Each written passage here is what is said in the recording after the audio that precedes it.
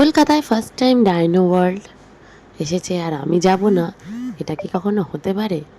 কলকাতায় প্রথমবার কিছু আসলে আমার সামর্থ্যের মধ্যে হলে আমি অবশ্যই যাওয়ার চেষ্টা করি। এর আগেও তোমরা দেখেছো আমি গেছিলাম আন্ডার ওয়াটার অ্যাকোরিয়ামে, আর এটাও ফার্স্ট টাইম এসেছে কলকাতায়, তাই এটাতেও গেলাম। দেখো আমি প্রাইস লিস্টটা দিয়ে দিয়েছি, এখন অনেকটাই বেড়ে গেছে। আগে এন্ট্রি ফিস ছিল 199, সেটা এখন হয়ে গেছে 393।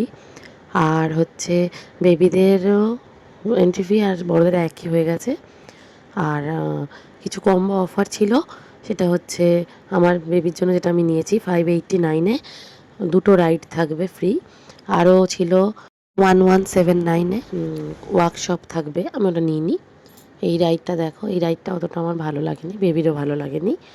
এই রাইডটা ভালো লেগেছে, এই রাইডটা দেখো বেশ সুন্দর, বেবির বেশ ভালোই লেগেছে।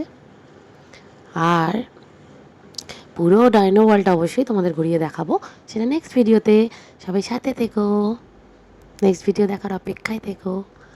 আর এই ভিডিওটা কেমন লাগলো অবশ্যই জানিও কমেন্টে, আর লাইক করতে ভুলো না কিন্তু।